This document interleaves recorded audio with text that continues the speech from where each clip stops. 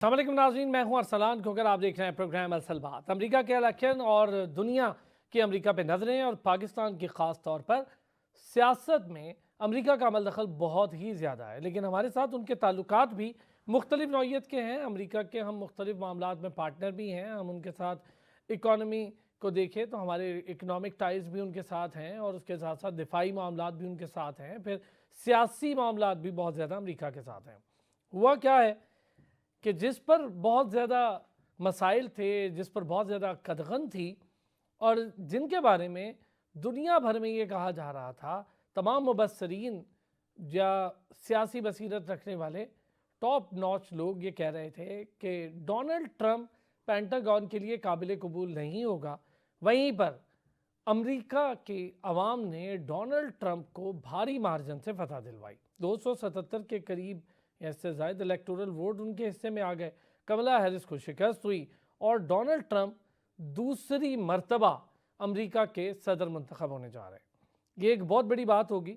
जब उन्होंने अपने रिजल्ट देखे और फिर विक्ट्री स्पीच देने की कोशिश की, तो उसमें मैं कोशिश इसलिए कहूँगा कि अभी उनकी एक स्पीच बाकी है, तो उन्होंने विक्ट्री स्पीच दी तो जिसमें उन्होंने कहा कि अब जंगों का खात्मा होगा और मेरे होते हुए जंगें शुरू नहीं होंगी, बल्कि जो जंगें चल रही हैं दुनिया में वो ख़त्म होंगी। इसराइल लिबनान तनाज़े का मतलब इसराइल और फ़लस्तीन तनाज़ा है, फिर दूसरी तरफ यूक्रेन और रशिया वॉर है। इस वक्त दुनिया की सूरत हाल देखें, जंगों को लेकर दुनिया की सूरत हाल देखें, कॉन्फ्लिक्ट्स को लेकर, कश्मीर के तनाज़े को लेकर, इंडिया पाकिस्तान की सिचुएशन देखें, ईरान की सिचुएशन देखें इसराइल के साथ, और फिर अफ़गानिस्तान की इस वक्त प्रेजेंट सिचुएशन क्या है उसको देखें, चाइना और रशिया की सूरत हाल को देखें, तो पूरी दुनिया एक डिफरेंट किस्म की सियासी सूरत हाल से, इकनॉमिक यानी मुआशी सूरत हाल से वाबस्ता है। हर जगह एक अलग मामला है, लेकिन सब जगह एक चीज़ मौजूद है, हर खित्ता हर रीजन में कॉन्फ्लिक्ट बड़ी तादाद में मौजूद है। इस कॉन्फ्लिक्ट को लेकर अमेरिका क्या रोल प्ले करता है, डोनाल्ड ट्रंप क्या रोल प्ले करते हैं, अनप्रिडिक्टेड कहा जाता है उन्हें, लेकिन अब वो दूसरी बार सदर बने हैं और बहुत लड़ के सदर बने हैं। ना सदर बनते तो शायद जेल की हवा खाते, लेकिन वो सदर बने। आएंगे आज इसी पर बात करेंगे कि अब डोनाल्ड ट्रंप की सूरत में एक सदर नज़र आ रहा है अमेरिका का। इससे पहले का जो टेन्योर या साबिका दौर डोनाल्ड ट्रंप का था, कैसा गुजरा, क्या उस दौर को लेके वो पॉलिसीज़ पर रवा दवा होंगे या फिर नई पॉलिसीज़ और नए मसाइल और दुनिया के एक नए सिरे से नई डायमेंशन से अदराक रखने के बाद कुछ और चीज़ सामने आएगी। ब्रिगेडियर रिटायर्ड गजनफर अली साहब ने हमें ज्वाइन किया, माहिर आलमी उमूर हैं, हमारे साथ मौजूद हैं। साथ ही साथ जावेद सिद्दीक साहब बहुत सीनियर सहाफ़ी तजियाकार हैं। बहुत शुक्रिया सर, दोनों हजरात ने हमें ज्वाइन किया। ब्रिगेडियर साहब, डोनाल्ड ट्रंप और पाकिस्तानी सियासत पर असरात, फिर ज़रा हम दुनिया दीगर मामलात, उनकी ये कहना कि जंगें ख़त्म कर देंगे, पेंटागन का रोल क्या होगा, हमारे दिफाई ताल्लुकात भी कैसे होंगे और सिफारती, इस पर आगे चल के बात करेंगे। पहले ज़रा डोनाल्ड ट्रंप का आना और पाकिस्तानी सियासत। बहुत बहुत शुक्रिया अरसलान। पहली बात तो ये है कि आपको ये सबकी नज़रों में भी है और सबकी याददाश्तों में भी है कि डोनाल्ड ट्रंप ने जब अपना टेन्योर छोड़ा था, उसके बाद उनके ऊपर बड़े सीरियस किस्म के चार्जेस लगाए गए थे, जिसका वो कोर्ट में, अदालतों में और बाकी जगहों पे फेस कर रहे थे। लेकिन जो अमेरिकन लॉ ये कहता है कि वो इलेक्शन लड़ सकते थे, तो उन्होंने इलेक्शन लड़ा। या इसका मतलब ये है कि वो एक अपने इलेक्शन के दौरान, अपने सदारत के दौरान भी और अपनी सदारत के बाद भी एक कंट्रोवर्शियल फिगर के तौर पे वो उभरे थे और सामने आए थे। और उन्होंने जो इश्यूज उठाए थे, उसमें एक चीज़ साफ जाहिर थी कि उन्होंने अपनी पूरी इलेक्शन कैंपेन जो डोनाल्ड ट्रंप ने चलाई है, वो बड़ी क्लैरिटी के ऊपर बेस कर रही थी। उसने स्पेसिफिक पॉइंट्स उठा के, जैसे आपने पहले कुछ का जिक्र किया और कुछ उस और में भी शामिल है, कुछ उसने अपनी इनिशियल स्पीच में भी कहा, और जब ये इनिशियल स्पीच जो की, उसमें उसने तमाम लोगों को, एफ्रो अमेरिकन को, एफ्रो मुस्लिम्स को और बाकी जितने लोग थे उनको एड्रेस किया। और अभी खबर ये आ रही है कि उसने पहला एक ऑर्डर भी जारी कर दिया कि आप बॉर्डर्स को बंद कर दें, जो उसकी नॉन इमिग्रेशन की पॉलिसी थी। इसका मतलब ये है, जो चीज़ें आपने चूँकि पाकिस्तान के हवाले से सवाल किया है, तो मैं इस चीज़ को बैकग्राउंड में इसलिए कह रहा हूँ कि उसने जो चीज़ें कही थी या वो जो चीज़ें कर रहा था उसके ऊपर उसने पहले भी जंगों के हिसाब से भी अमल किया और बाकी चीज़ों के हिसाब से भी अमल किया। और उसके अंदर तो तनज़्ज़ुली अमेरिका के अंदर अगर आप देखते हैं तो वो बुनियादी तौर पे आई जो अवाम की वेलफेयर से या उनके जो इंटरनेशनल रिलेशनशिप थी जिसका बहुत ज़्यादा ताल्लुक वॉर मॉन्गरिंग से था, जैसे आपने यूक्रेन में देखा और जैसे आप अभी गाज़ा में देख रहे हैं और पैलेस्टाइन में देख रहे हैं। तो जो बाइडन और कमाला हारिस का जो ज़्यादा ताल्लुक था वो उस वॉर रिलेटेड एफर्ट से था जिससे वो अमेरिका को सुपर स्टेट साबित करना चाहते थे। अब ये चीज़ें लगता ये है कि अगर इनके अंदर कमी आएगी तो दुनिया में जो जंगें जारी हैं, जैसे आपने अफगानिस्तान का जिक्र किया या आपने गाज़ा का जिक्र किया, ये पाकिस्तान और इंडिया के दरमियान जो तनाव की कैफियत रहती है, जिस तरह एक और चीज़ थी जो डोनाल्ड ट्रंप ने जो ऑफ़र की थी उसको भी जहन में रखिएगा, और वो ये थी कि मैं कश्मीर पे भी सालसी का रोल अदा कर जी हाँ। सकता हूँ, जिसको कमाला हारिस या डोनाल्ड या वो बाइडन के ज़माने में कोई टच नहीं किया गया, बल्कि पाकिस्तान से बातचीत भी नहीं की। और उसके अलावा पाकिस्तान के अंदर जो रिजीम चेंज का ऑपरेशन या डोनाल्ड लू को जो लॉन्च किया गया था और जिसके इफेक्ट्स आप आज तक कैरी कर रहे हैं वो बाइडन के ज़माने में हुआ था। तो अब अगर पाकिस्तान से चीज़ को रिलेट करते हैं तो मैं पहली चीज़ तो ये है कि शायद पाकिस्तान की सियासत के अंदर जो मुदाखलत बाइडन के ज़माने में हुई है और जिस तरह पाकिस्तान की सियासत को तबाह करने की कोशिश की है जो ऑलरेडी तबाह हो चुकी है, वो शायद ट्रंप के ज़माने में होती नज़र ना आए। और ठीक हो गया पाकिस्तान के बघेल अंदर साहब, जो इस पे थोड़ी सी ना और डिटेल, एक दो चीज़ें और भी होंगी, इसी को लेकर मैं आपसे बात करता हूँ। जावेद साहब, सर, पाकिस्तानी सियासत और अमरीकी इलेक्शन और आने वाले नए सदर, अब तो खैर नज़र आ रहा है डोनाल्ड ट्रंप का चेहरा एक बार फिर दूसरी मर्तबा। जी, मैं समझता हूँ कि ये जो माफ कीजिए, ये जो इलेक्शंस हुए हैं, ये अमेरिकी तारीख के बहुत ही मार्कत और आरा इलेक्शंस हैं।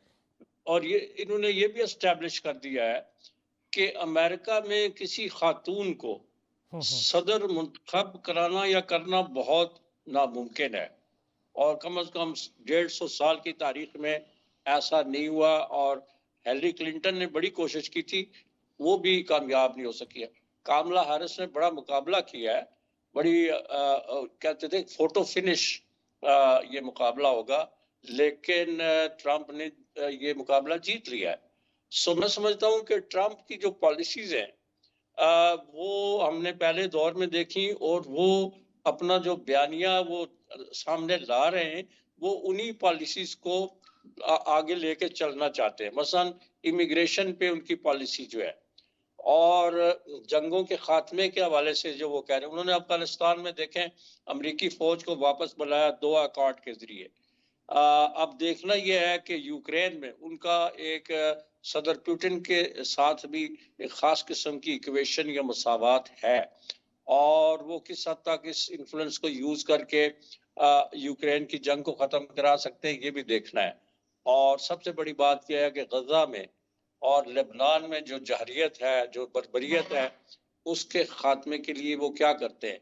जो बाइडन के दौर में ज़बानी कलामी तो बाइडन साहब कहते रहे कि सीज फायर होना चाहिए, सीज फायर होना चाहिए, लेकिन आपने देखा कि अमलन उन्हें कुछ नहीं किया और फलस्तीनियों का कत्ले आम जारी रहा। जो बाइडन में एक मैं समझता हूँ कि एक उनमें एक उनसर मौजूद है, और वो ये है कि वो डिसाइसिव एक्शन लेने के लिए तैयार होते हैं। तो अगर उनकी ये कि मैं वॉर मॉन्गरिंग नहीं करूँगा, मैं तसादम और जंगों को रोकूंगा, अगर इस सिलसिले में वो आगे बढ़ते हैं तो गजा में जो कुछ हो रहा है, लेबनान में जो कुछ हो रहा है, और इसराइल की जो जारियत और बर्बरियत है, उसको रोकने के लिए जो डोनाल्ड ट्रंप जो है वो कुछ कर सकते हैं। वो अपना इन्फ्लुएंस यूज कर सकते हैं। आपने देखा कि नेतन्याहू ने अपना डिफेंस मिनिस्टर जो है उसको एकदम सैक कर दिया, और उसकी जगह अपना फॉरेन मिनिस्टर जो है उसको डिफेंस मिनिस्टर बना दिया। तो उसके अंदर भी एक कॉन्फ्लिक्ट चल रहे हैं। तो मेरा कहने का मतलब है, पाकिस्तान का जहां तक ताल्लुक है, पाकिस्तान की पॉलिटिक्स पे इसके असरात जरूर होंगे। मैं समझता हूँ कि हमारी एक अपोजिशन जमात तहरीक इंसाफ को ये बड़ी उम्मीद है कि डोनाल्ड ट्रंप के दौर में उनके साथ उस तरह की शायद नाइंसाफी ना हो, या ये कि उनके ऊपर जो क्रैकडाउन हुआ है और उनके जो लीडर है इमरान खान, वो जेल में, और वो समझते हैं कि वो नाजायज जेल में है। तो वो कोशिश करते हैं या कोशिश कर रहे हैं कि डोनाल्ड ट्रंप की या लेकिन उनकी जावेद साहब, जो एडमिनिस्ट्रेशन बात की आप कह उनको। रहे हैं, अगर कोई सियासी जमात ऐसा सोचे या सियासी जमात इसकी कोशिश करे तो ये तो खुद में एक मुदाखलत है। बहरहाल मैं आता हूँ एक ब्रेक से वापस, अब ज़रा बात करेंगे। जिक्र कर दिया था जावेद साहब ने, मैं ज़रा इस पर बात करूँगा। कमला हैरिस, एक और खातून, एक और शिकस्त, ऐसा क्यों है? इतना लिबरल माशरा, इतना पावरफुल मुल्क और वुमेन एम्पावरमेंट की बात करने वाला मुल्क, लेकिन हकीकी मानों में सब कुछ इसके बरक्स। वापस आते हैं ब्रेक से, इस पर बात करते हैं। वेलकम बैक जी। ब्रिगेडियर साहब, एक और शिकस्त खातून की, वहाँ पर तो लगता यूँ है कि जैसे हम समझते थे कि हमें कहा जाता था कि ये माशरे बड़े कंजर्वेटिव हैं, ये बड़े ख्यालात इनके बड़े अलग हैं। हमारे यहाँ तो हमने फिर भी वज़ीर आज़म बनाया, और ये हमारा कमाल है कि पहली खातून वज़ीर आज़म बनी। वहाँ पर आप देख लें, कोई फीमेल हो, सदारती कैंडिडेट हो, तो जीत नामुमकिन ही होती है, चाहे वो 30 लाख वोट हिलरी क्लिंटन की सूरत में ही क्यों ना ले ले। जी बिल्कुल। ये हिलरी क्लिंटन का सिनेरियो मुझे लगता है कमला हैरिस से काफी डिफरेंट था।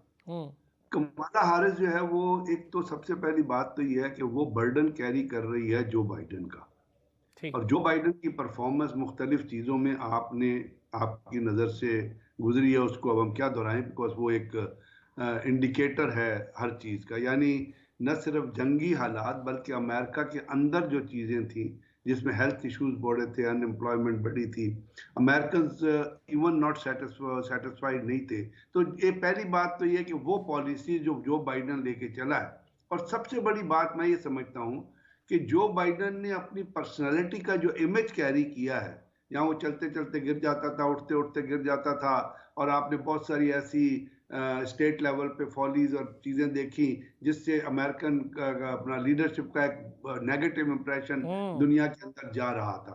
एक तो वो चीज़ है। दूसरी बात यह है कि अगर कमला हैरिस का भी आप कंडक्ट देखें तो उन्होंने अपना स्टांस जो है वो हर जगह पे जाके चेंज किया।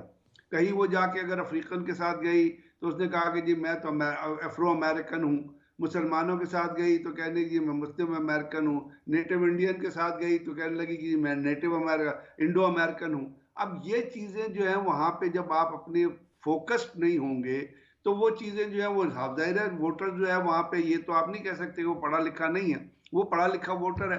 तीसरी बात ये है कि वहाँ पे एक और बात बड़ी ये है कि कमला हैरिस ने जो अपनी कैंपेन की उसमें पूरी कैंपेन जिस तरह मैंने देखी है वो स्पेसिफिक नहीं थी पॉइंट्स पे, उसकी कैंपेन थी जनरलाइज्ड किस्म की, और उसमें इश्यूज को उन्होंने जो टच करना था या इश्यूज के ऊपर जो बात, इवन जो डिबेट भी हुई उसके अंदर भी आप देखें तो ट्रंप जो है वो अपने पॉइंट पे शुरू से जो लेके चला उस पर वो फोकस रहा।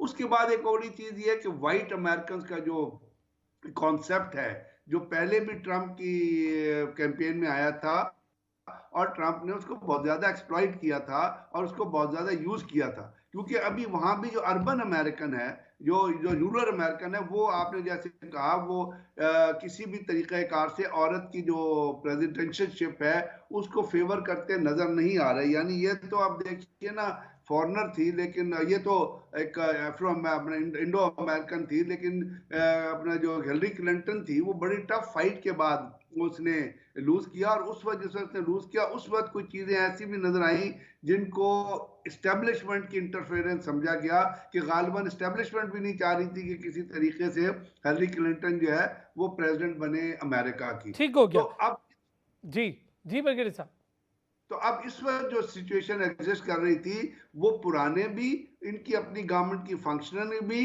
और उसका जो है एक नैरेटिव जो है जो फोकस्ड नैरेटिव नहीं था वो भी इन चीजों ने मैं कहता हूं कि वो कहते हैं जलती पे तेल का काम किया, और कमला हैरिस जो है उसको शिकस्त हुई, और ट्रंप साहब अपने स्पेसिफिक नैरेटिव की वजह से, और दूसरा लोग वाकई जंगे पसंद नहीं करते हैं, उसकी एक रिफ्लेक्शन ये है कि आप अमेरिका में देखिए यूनिवर्सिटीज में हाँ जी, और अमेरिका सोशल के अंदर लेवल से आवाज़ें उठ रही हैं, अमेरिका के अंदर से आवाज़ें उठ रही हैं, और उनका ये ख्याल है कि वॉर इंडस्ट्री ने वहाँ के लोगों को बेरोज़गार कर दिया है। पैसा वॉर इंडस्ट्री की तरफ लग रहा है, और दुनिया में जंगें करने में अमेरिका के हाथ होने का मतलब है कि अमेरिकी शहरियों के लिए दुनिया में रहना भी ख़तरा होता जा रहा है। तो अमेरिका उसकी वजह खुद है। ये एक बड़ा अलग परसेप्शन पैदा हो रहा है वहाँ की आवाम में।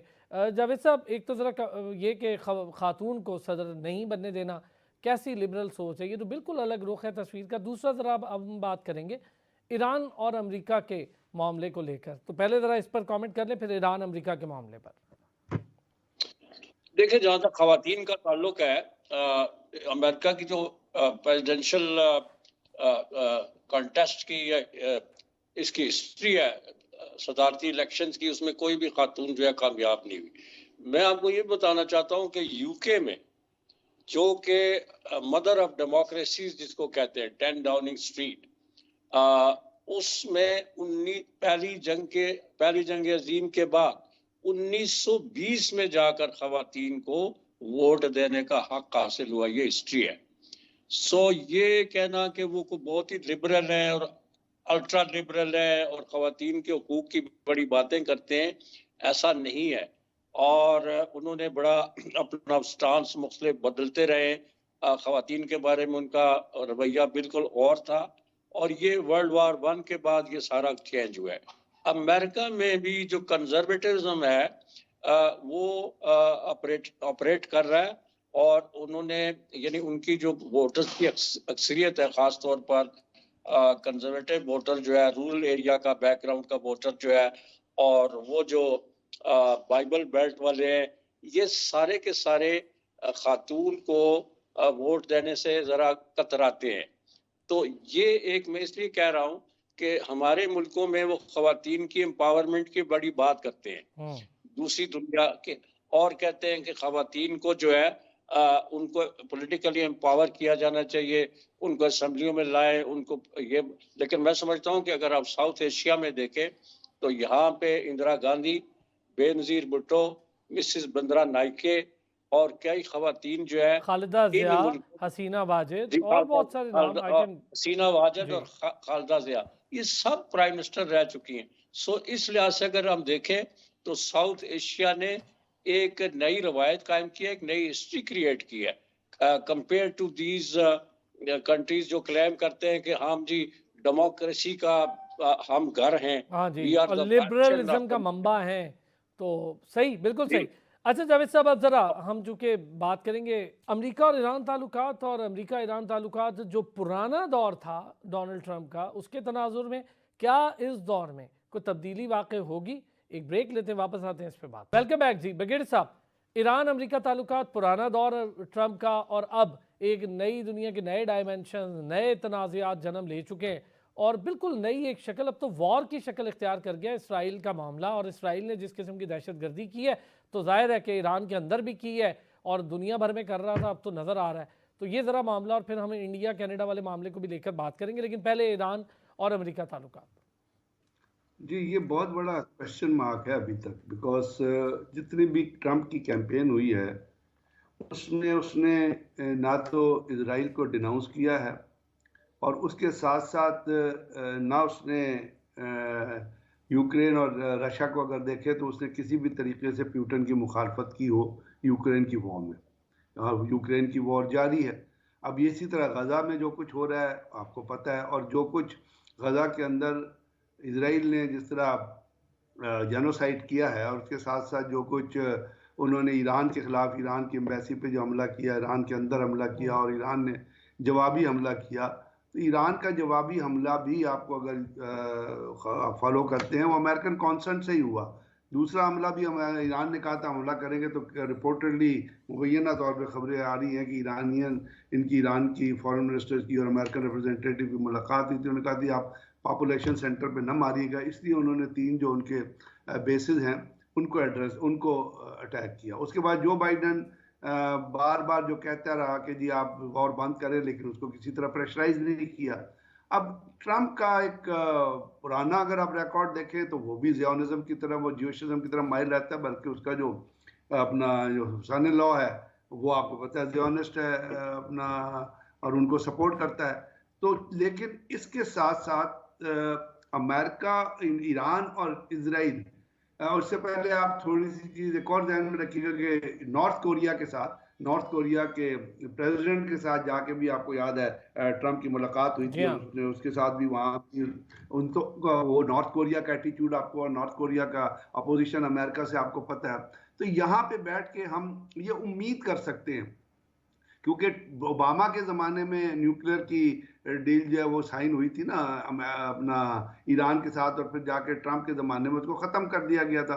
और ट्रंप के ज़माने में जॉन बोल्टन का बयान भी आपको याद है ईरान के बारे में, कि उसने ईरान के बारे में क्या दिया था, और उसी ज़माने में वो एक्सिस ऑफ ईवल का लफ्ज़ भी इस्तेमाल हुआ था।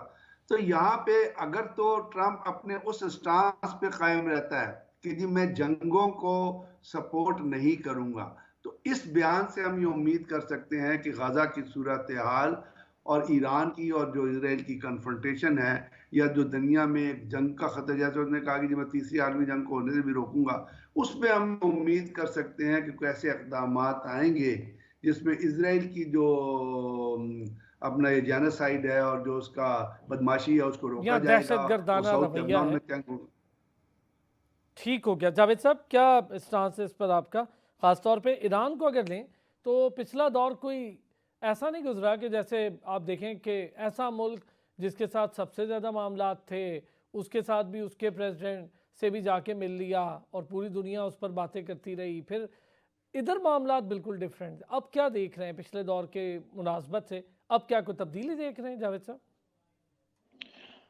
देखिए, जो रईसी साहब थे, वो जब मारे गए एक हादसे में, तो उसके बाद ईरानी कौम ने जो इलेक्शंस प्रेसिडेंशियल इलेक्शन हुए हैं, उनमें उन्होंने एक एतदाल पसंद लीडर को, मसूद पज़ेश्कियान जो हैं, उनको मुंतखब किया है।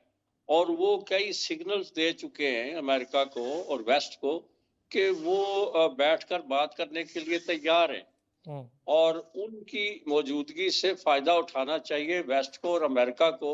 अगर वो वाकई कॉन्फ्लिक्ट को रिजॉल्व करना चाहते हैं, दुनिया में अमन कायम करना चाहते हैं, तो एक ईरान में एक एतदाल पसंद प्रेसिडेंट मौजूद है और वो बातचीत के लिए मौजूद शख्स हैं।